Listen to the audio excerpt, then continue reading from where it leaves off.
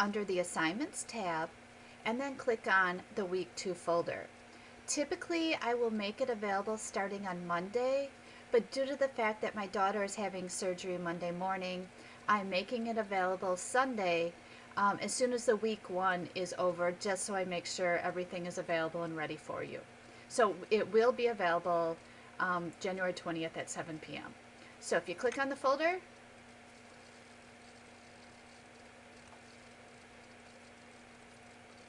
once it opens up, the first assignment listed is the Personal Theory Journal.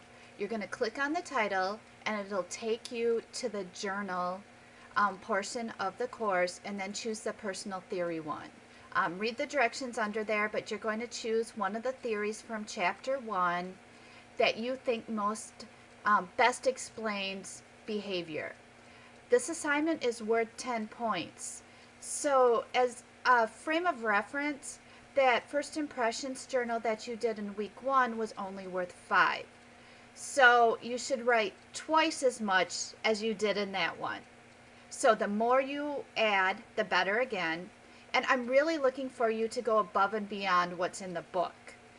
You may quote information you find in the book. Please make sure that you show that you cite the book. You may look on other sites to get more information. Again, if you use any sources, cite them.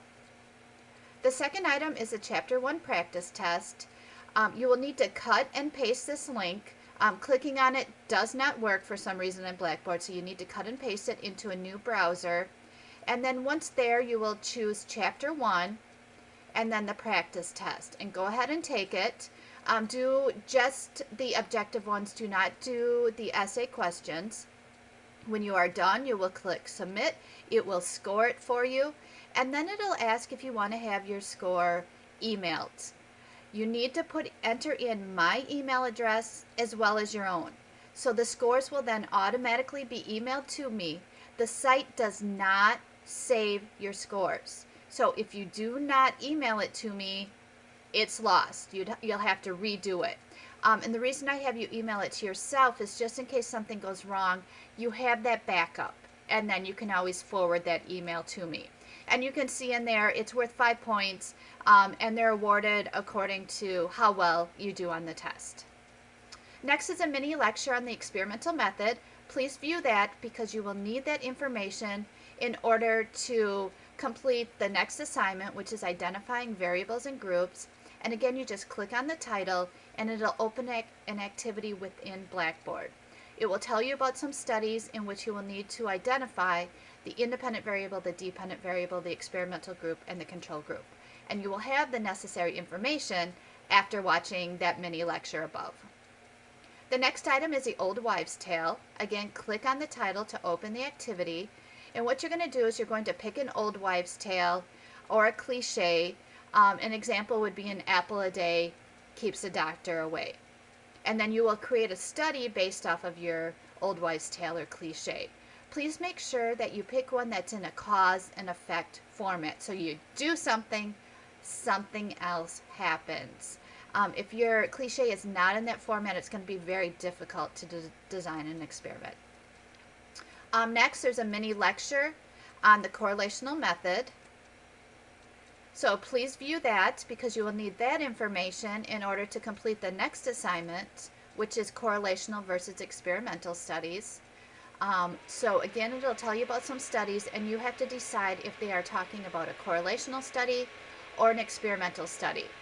For this one, because you are actually typing in your own answers, if you misspell something, the computer does mark them as being wrong, but I do go back in afterwards and grade it myself and catch those spelling mistakes. So if you find right away you don't have a very good score, it's very possible that you had some spelling mistakes and that grade will go way up once I go in and grade it.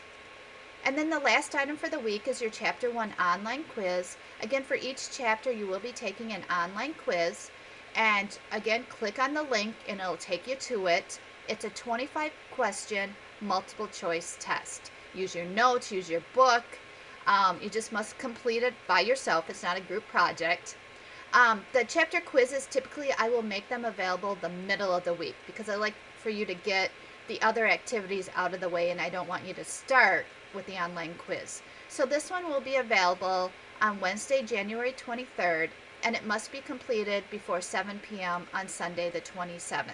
So anytime during that time frame, but please make sure that you complete it before 7 p.m. on Sunday. As we learned from that syllabus scavenger hunt, if you don't complete it by that time, you can still do it, but you'll get an automatic 10 points taken off. And on a 25-point quiz, losing 10 points is going to hurt, but at least you can still get some points. If you do not receive a 12.5 or higher on the test, you must retake it. There are unlimited attempts, so you will need to keep taking it until you get that passing grade. You cannot complete the course. You will receive an incomplete in the course until you have a passing grade on all the tests. That is it for the week. Please feel free to email me with any questions or concerns. Otherwise, have a great week.